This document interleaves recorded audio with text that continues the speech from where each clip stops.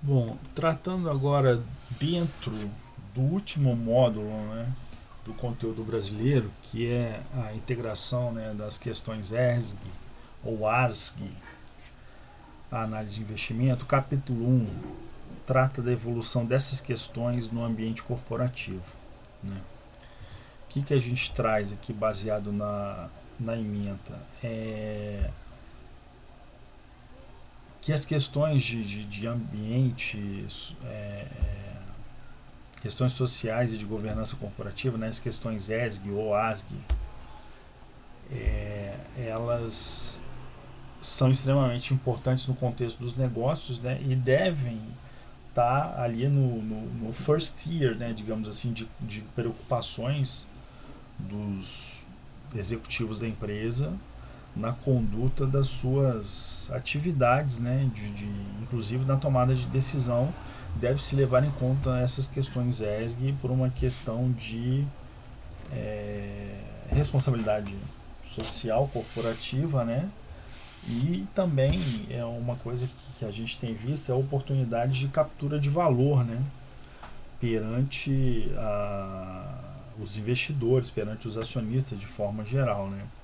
A gente tem percebido que existe um movimento, uma pressão é, que vem aumentando gradativamente ao longo do tempo, dos últimos anos, da sociedade civil de forma geral, dos clientes, dos próprios acionistas, em forçarem as empresas a atuarem de forma mais ética, mais responsável socialmente, mais preocupada com os efeitos que as suas atividades provocam na sociedade, nas relações entre as pessoas, na qualidade do ar, na qualidade das águas, na, na poluição sonora, né?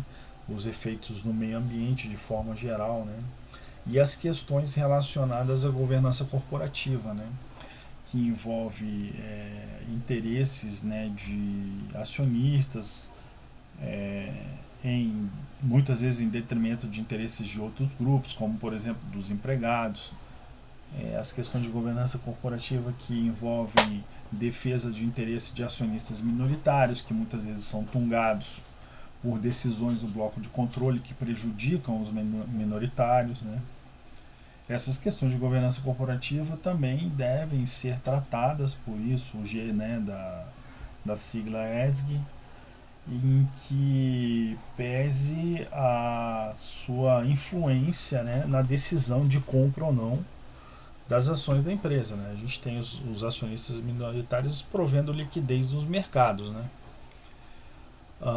A questão ESG, né, Environment, Social and Governance, elas são questões importantíssimas, né, no, na lide diária das operações das empresas de modo geral, porque elas estão intimamente ligadas com externalidades negativas que essas atividades operacionais das empresas provocam no planeta. E quando eu falo planeta, eu falo questões ambientais, questões de governança que afetam as pessoas, né? Questões sociais também que afetam as pessoas. Então, quando se fala de efeitos no planeta, a gente está falando de efeitos também na humanidade, na sociedade civil de forma geral. Quando a gente fala de externalidades negativas, a gente traz o conceito da economia, que envolve o seguinte: a externalidade são efeitos não precificados, que podem ser positivos ou não à sociedade de forma geral. Externalidades positivas seriam, por exemplo, você investir em educação pública. Né? Você acaba tendo um efeito positivo para a sociedade de uma forma geral que não está teoricamente precificado, né? É uma externalidade positiva. A externalidade negativa, mais fácil de mostrar como exemplo, é a poluição do ar pelas usinas de refinaria de petróleo, por exemplo. Essa poluição não é cobrada dessas refinarias e deveria ser. Outras externalidades negativas são, por exemplo, a questão do aumento da pobreza, né? Situações em que as atividades econômicas, por exemplo, aumentam a desigualdade social em alguns setores da economia. Esse aumento da desigualdade social vai trazer prejuízos sociais e econômicos que vão ser arcados por toda a sociedade de forma geral. E esses prejuízos não estão sendo cobrados daqueles setores que estão promovendo esse aumento de desigualdade.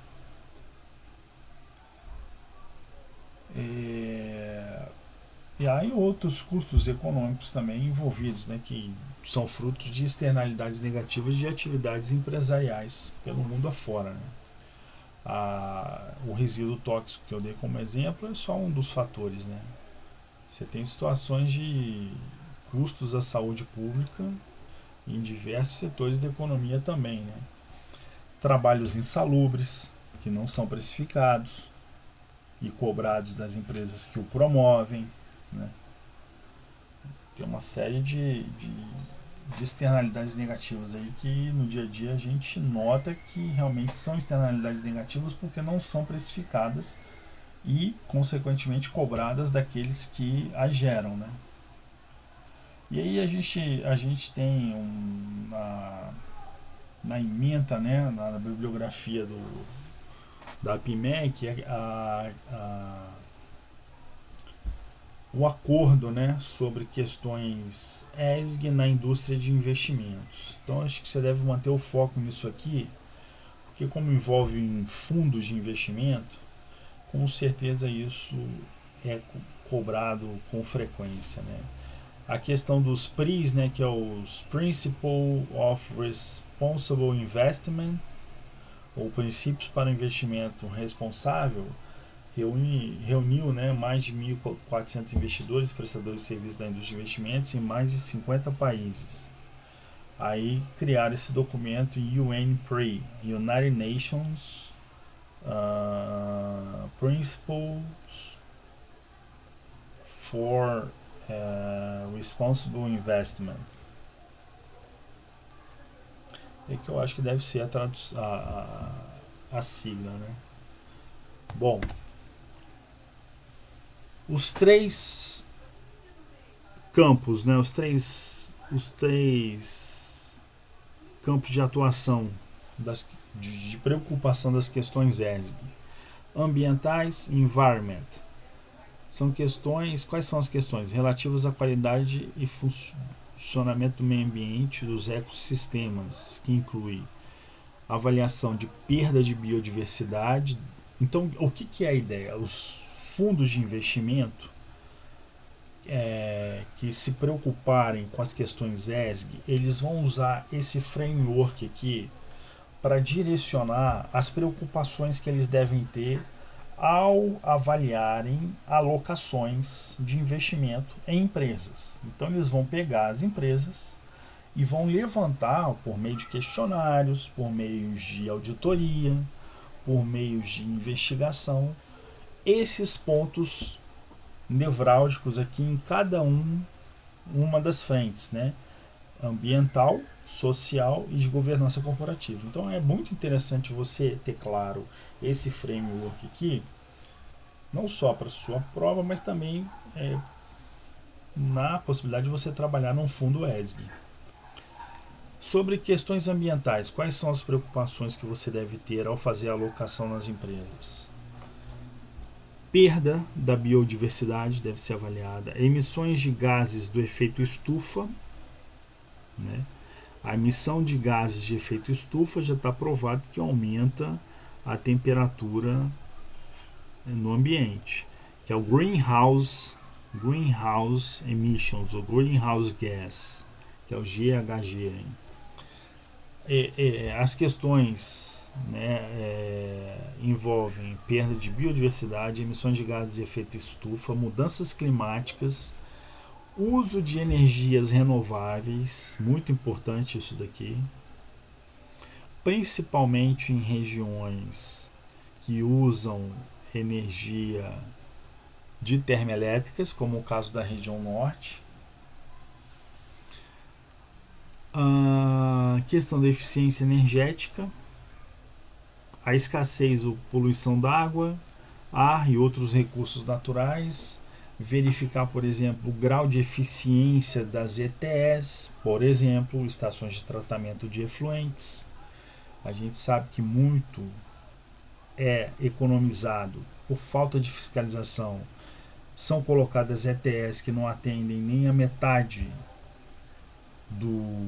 não tratam nem a metade dos detritos que são expelidos nas fábricas pelo país afora. Quem já trabalhou nessas visitando essas fábricas aí sabe o que eu estou falando. Escassez, mudanças no uso do solo, a questão do recovery, né, do recobrimento do solo depois de exaurido, né, a exploração das minas, por exemplo, né, a acidificação dos oceanos e ciclos de nitrogênio e fósforo, né. Esse aqui é ciclo de nitrogênio e fósforo, eu estava até dando uma olhada um tempo atrás, é a questão das... não me veio aqui a cabeça agora. Mas isso aqui você pode puxar em qualquer livro de biologia. Questões sociais que devem ser olhadas, né? Direitos humanos, direitos trabalhistas, trabalho infantil, escravo, análogo ao escravo, degradante. No Brasil até semana passada estava aparecendo trabalho análogo ao escravo. Não pense você que é difícil você ser enquadrado numa situação de explorador de trabalho análogo ao escravo, hein? Não pense você que é difícil. Qualquer situação no interior aí, por exemplo, você contratar uma empresa terceirizada para corte de madeira de floresta sustentável que seja utilizada nas caldeiras da sua fábrica, por exemplo. Muitas vezes você pode estar contratando uma pessoa que tem um CNPJ, ele vai lá, contrata um monte de peão, coloca no meio do mato, oferece EPI, que é equipamento de proteção individual, o peão não aceita, vai dormir numa barraca, não tem condição mínima de higiene, porque as próprias pessoas contratadas não têm o hábito de manter os ambientes em que elas vivem com um certo nível de limpeza, e um fiscal do trabalho pode aparecer lá e identificar trabalho análogo ao escravo. Você não precisou reter os contratos de trabalho, as carteiras de trabalho, você ofereceu a EPI e foi recusado, quer dizer, tudo isso pode ir para cima de você. Então, muito cuidado com essa história de trabalho análogo ao escravo. Saúde, segurança do trabalho, liberdade de associação e de expressão, gestão do capital humano e relações trabalhistas, diversidade, relacionamento com comunidades locais, atividades em regiões de conflito, saúde e acesso à medicina, a questão da AIDS, né, como você trata os funcionários que são portadores da doença, proteção aos direitos do consumidor, armas controversas. Bom, aí fica a critério e interpretação disso. O que é uma arma controversa? Sobre governança corporativa, o que tem de importante? Estrutura, tamanho, diversidade, competência e independência do conselho de administração, muito importante. Existência ou não, por exemplo, de membros independentes no conselho, né? O tamanho e a eleição, qual é o período de eleição, remuneração dos executivos, direitos, inclusive se ela é divulgada ou não. Nos Estados Unidos é obrigatório, tá? Divulgar. Direitos e interações dos acionistas, disclosure de informações ao mercado, ética nos negócios, suborno, corrupção, controles internos e gestão de risco, compliance, né? Comitê de auditoria, obediência à SOX, né? Que é a Sarbanes-Oxley Law, em relação à divulgação de informações, fidedignidade de números. Eu estou falando da cabeça aqui das coisas que eu me lembro, que são importantes. Relacionamento entre conselho executivo, acionista e stakeholders e demais stakeholders, né? O que são stakeholders? São todos os participantes que tiram proveito do resultado da empresa. Então são governo, fornecedores, clientes, sociedade civil, acionistas e empregados. Então todos os stakeholders aqui. Um dos stakeholders a gente chama de shareholders, que são os acionistas. Há teorias que dizem que você tem que focar nos interesses de todos. Outros defendem que se você focar somente no acionista, você está focando no direito de todos, no interesse de todos, porque o acionista é o último a receber. Pela configuração do DRE você vê isso. Então, teoricamente, se você foca no interesse do acionista somente, automaticamente todos os demais estarão atendidos. Não sei. Não sei se eu fico com uma ou com outra, eu fico ainda na dúvida. O que mais tem de interessante aqui, né? Relacionamento entre conselho executivo, acionistas e stakeholders. Esse relacionamento tem que ser o melhor possível, né? Eles só esqueceram de falar as principais coisas aqui de governança corporativa, que é analisar o nível de alinhamento de interesses entre executivos e acionistas, se os drivers de alinhamento estão sendo monitorados e utilizados, quais sejam plano de incentivo de longo prazo e auditorias interna e externa.